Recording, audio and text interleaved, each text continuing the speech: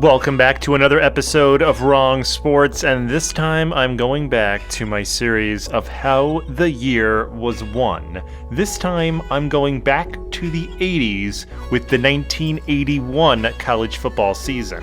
And when you think about Clemson Tiger football right now, you probably think about them winning a lot of games, taking over the ACC, winning national titles. Well, about 40 years ago, Clemson was still a top team in the ACC, but they weren't known for being the world beaters like they are now. But then back in 1981, Clemson were one of the most unlikely and out-of-nowhere national champions of all time. They went from unranked and an afterthought for the first month or so of the season to go down in history as one of the best defenses and teams in history.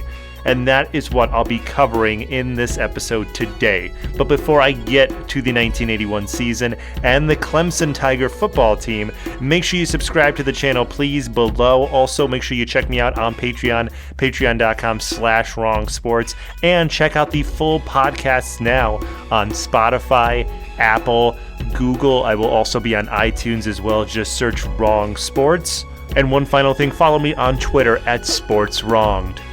So before we start the season, let's get to the main character, which is the Clemson Tiger football team, because you won't be hearing about them for a little bit in this episode, and there's a reason for that, like I mentioned before. They were kind of an afterthought for the first month or so, but we're going to introduce them right now. They were coached by Danny Ford, who was a young offensive line coach that took over the Clemson job a few years earlier, just after turning age 30. Clemson was a good team before Ford took over, and Ford would continue that with an 8-win season in his first season in 1979. They took a slight step back in 1980, but they were getting ready for this big season in 1981. And this was because Clemson did a lot of really good recruiting over the last 2 years as they improved their defense with a big-time freshman, William the Refrigerator Perry, though he wasn't called the Refrigerator just yet. And he would join a great defense with several future NFL talents like Terry Kennard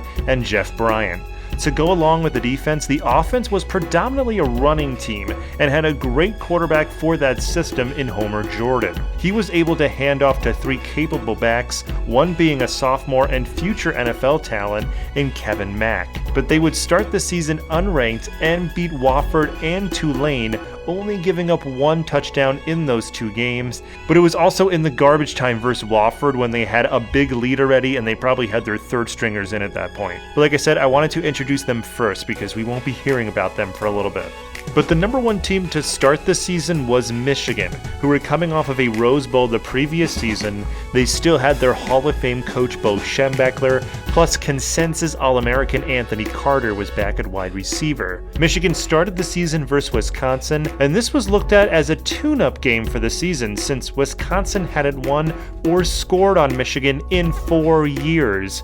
And this game was the opposite of those previous years, as Wisconsin had a 14-7 lead at half and held on to win 21-14 to start this season a very shocking way. So due to Michigan falling out of number 1, Notre Dame would take over the mantle after a win in their first game versus LSU.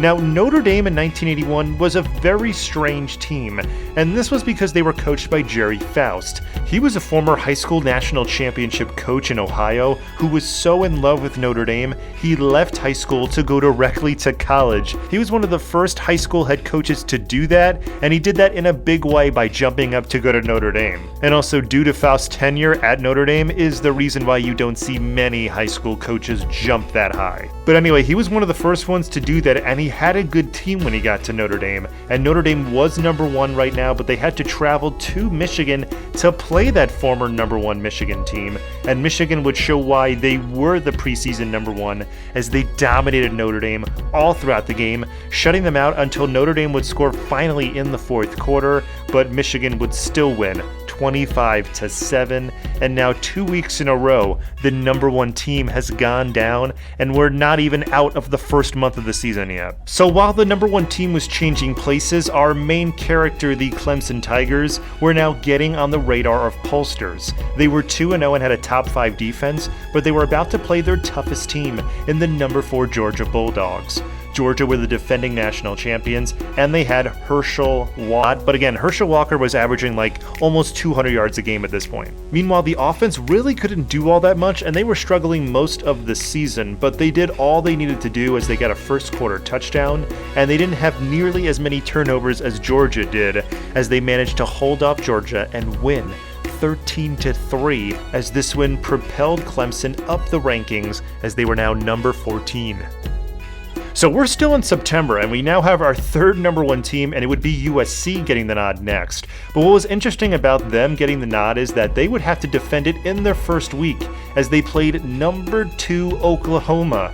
This was a huge out-of-conference game early in the season, and even if these teams weren't ranked number 1 and number 2, it would still be huge due to the legendary status that these two colleges have. But with this game being number 1 versus number 2, it was a slugfest. But USC would finally pull it out in the fourth quarter with a comeback, and Marcus Allen rushing for over 200 yards, which he did a lot this year, as he won the Heisman later this season. USC would be the unanimous number 1 after this week, but how many weeks could they hold it would be the question. Well, 2 weeks would be the answer before they played unranked Arizona at home. Arizona was a 500 team over the last few years, but they did play all the top teams tough as they upset number 2 UCLA last year and would do the same thing this year to USC as they beat them 13-10 and sent USC tumbling out of the top 5 due to that huge upset. Texas would now take over the top spot, and once again they couldn't hold on for more than a week or so before they were upset on the road to Arkansas. So it's not even 2 months into the season, we are now on our 5th number 1 team as Penn State took over the top spot. Clemson would also get into the top 5 that same week as they would be number 4, and they would then defeat Wake Forest on Halloween weekend, beating them 82-24, which would further propel them up the polls. But another reason for that would be that the new number 1 team, Penn State, would lose to unranked Miami, which would then knock them out of the top spot, and now Clemson would be number 2. And Clemson was ranked number 2, but according to the first place votes, they were extremely behind the number 1 team in the Pitt Panthers, who had 80% of the first place votes, so Clemson was pretty much a solid number 2, and it was going to take another upset loss to the number 1 team to propel Clemson past Pitt.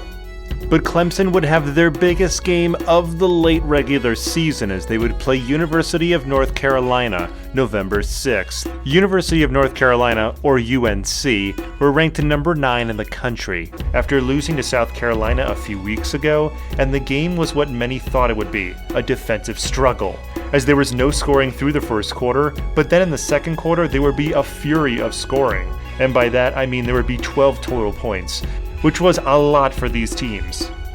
UNC scored on a field goal first, before Clemson got the only touchdown of the game to be up 7-3.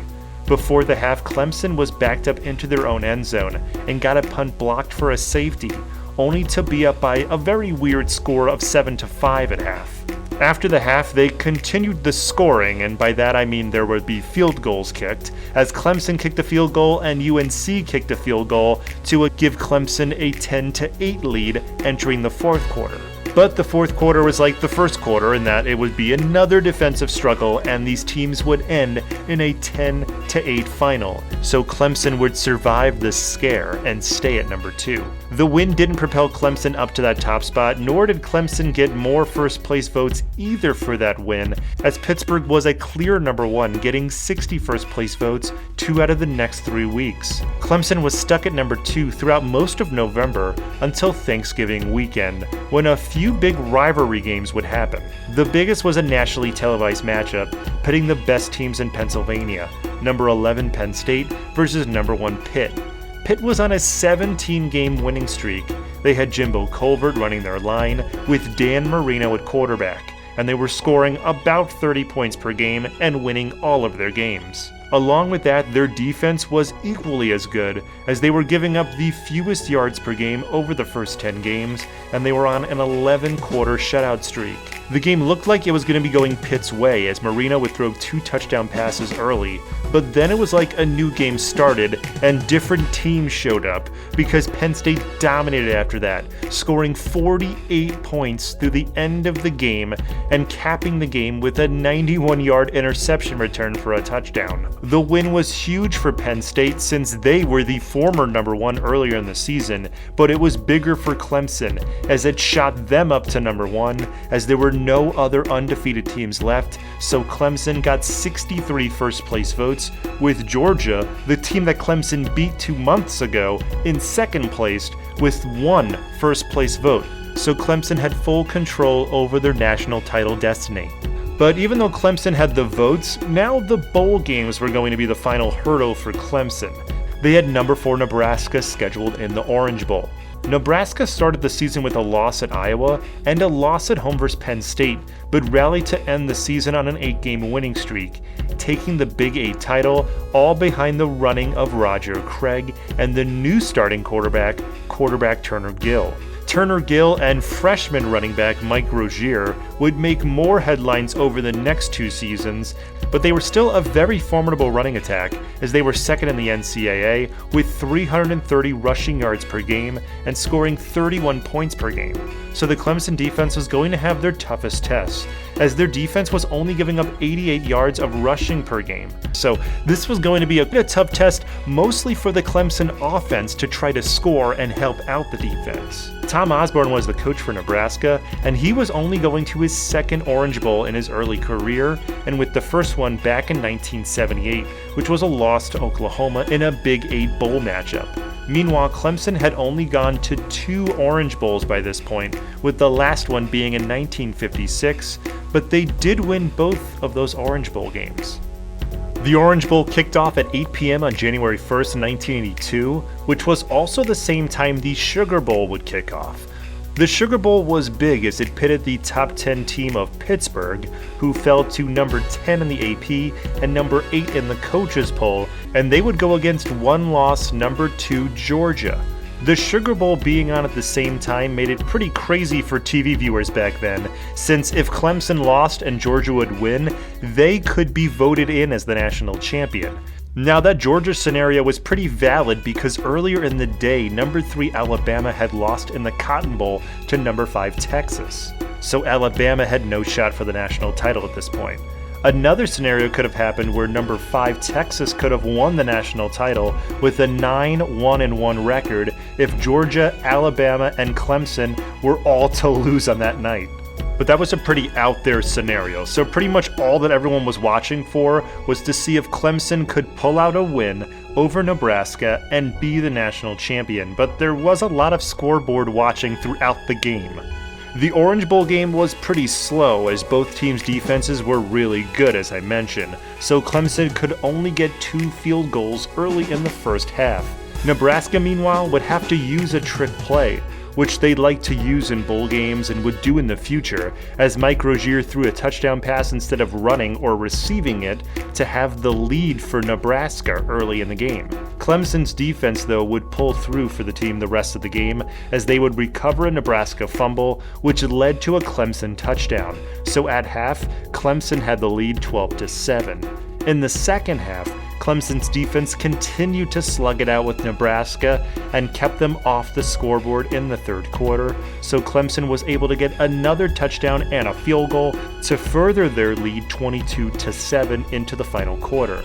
Nebraska was now running out of time, but they were able to get their rushing attack going one more time as Roger Craig ran a touchdown in and converted a 2-point conversion to give Nebraska now an 8-point deficit with just 9 minutes left as they would be down 22-15. Meanwhile, in the Sugar Bowl, this game was crazy, as Georgia and Pitt were going at it back and forth. There were 6 lead changes throughout the game, but finally Pitt would pull it out after Marino would throw a touchdown pass with 30 seconds left to give them the win 24-20. With about 6 minutes left in the Orange Bowl, it was pretty much now known that Clemson was going to be the national champion since Pitt had beaten number 2 Georgia.